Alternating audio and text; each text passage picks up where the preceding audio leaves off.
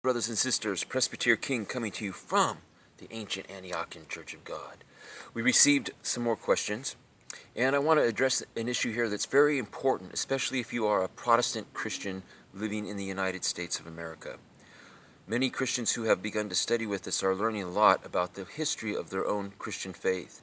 One of the things that we stress that's lacking with most Christians today, especially those just coming into the faith, into these denominations and so-called non-denominations, is they're not studying the history, the rich history of their faith.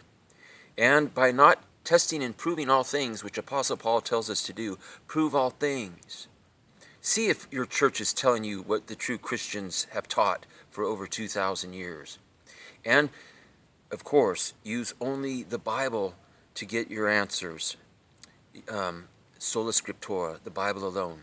But use that in conjunction with the history of the Christian faith so that you know who's trying to teach what and what they're saying and where their doctrine comes from. Now, in the Christian Bible, we have in the book of Acts the first ecumenical council. What is an ecumenical council? Well, it's a council to discuss doctrinal issues. When a doctrinal issue came up that was pertinent, that was causing a schism or some ruckus in the church, we see this in the book of Acts where the apostles, the Jewish converts, still were holding on to their Jewish traditions. They were converted to Christianity, but they had a hard time doing away with their older traditions, or at least understanding them in a new way. And they were saying that all the Gentile converts to Christianity had to now become circumcised and eat kosher foods. And so this issue came up, and so Paul and Barnabas and others, they traveled to Antioch and whatnot, and then back to Jerusalem. And in Jerusalem, they have the first ecumenical council where they address this issue. And the apostles tell the Gentiles basically, no, circumcision was an old covenant law. You don't have to be circumcised anymore. Baptism replaces that under the new covenant. And regarding food issues, he said, no, those all pointed to Christ.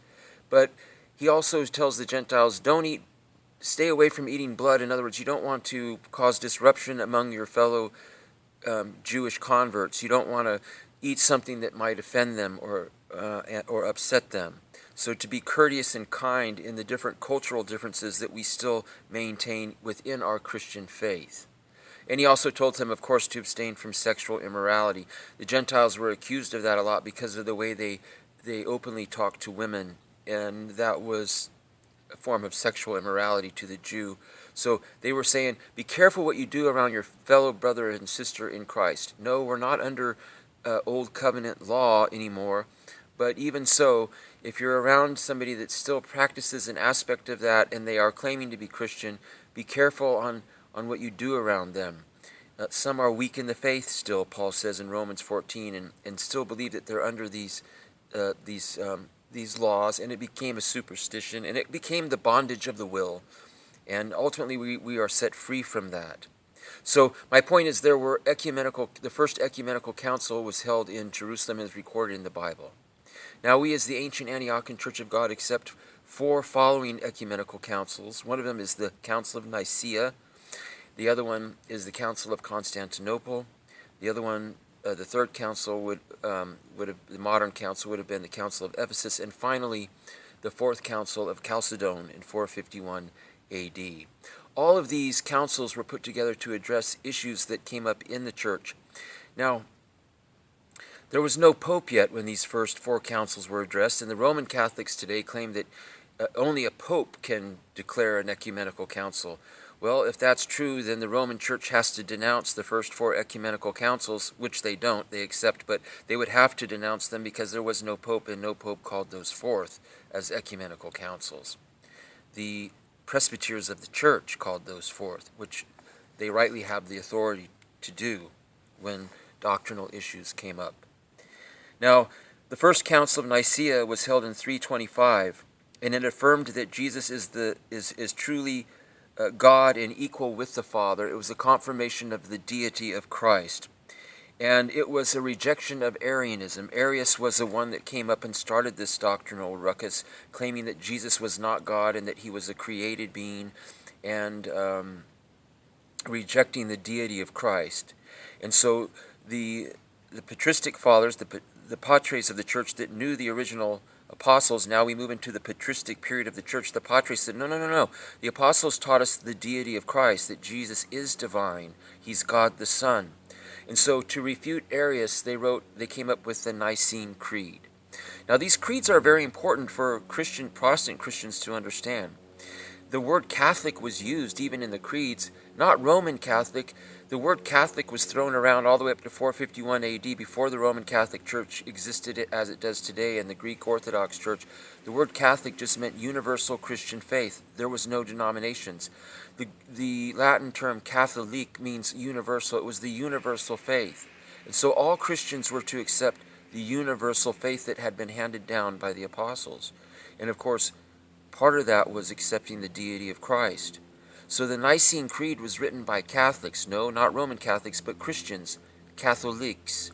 Now, Protestants today in America, they accept the Trinity, but they reject the creeds.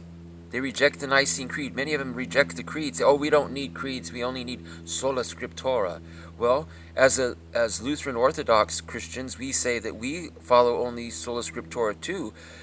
And the sola scriptura teaches the Trinity, but it also shows that the early apostles and patristic fathers, the early church, did in fact teach what the Bible taught on this issue. They taught the Trinity, not what Arius some 100 years later comes and teaches. No, that was heterodox. That was false doctrine.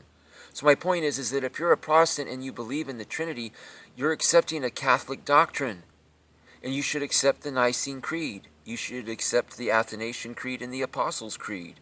It is said the Apostles' Creed was put together by the apostles themselves, and it was originally in the Quelli, the Q documentation, along with the Didache, which Protestants need to accept. So the First Council of Nicaea, then there was the Council of Constantinople in 381 that affirmed the humanity of Christ against the Apollinarians. It did some revision to the Nicene Creed, and once again upheld the divinity of Christ.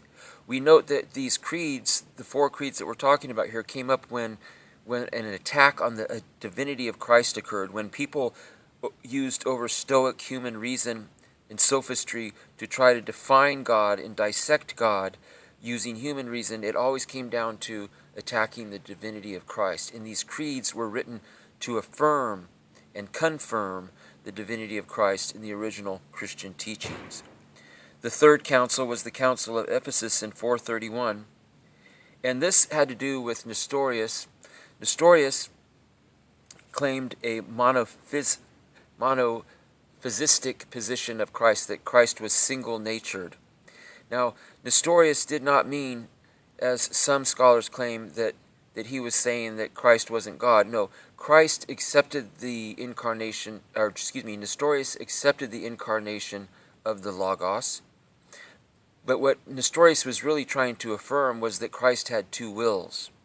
And he wasn't very good at wording it, and it manifested in a doctrine called monophysitism. So at this council, they affirmed that against Nestorius, the idea of a monophysistic position of Christ, not fully understanding what they were refuting or talking about. But they also affirmed Mary as the mother of God, Theotokos. And this phrase, Theotokos, Nestorius was also concerned about, because it wasn't that Nestorius didn't believe that Mary was the mother of God because Jesus is God. He said that we shouldn't use that term. We should prefer Christotokos, that she's the mother of the Messiah, the Christos.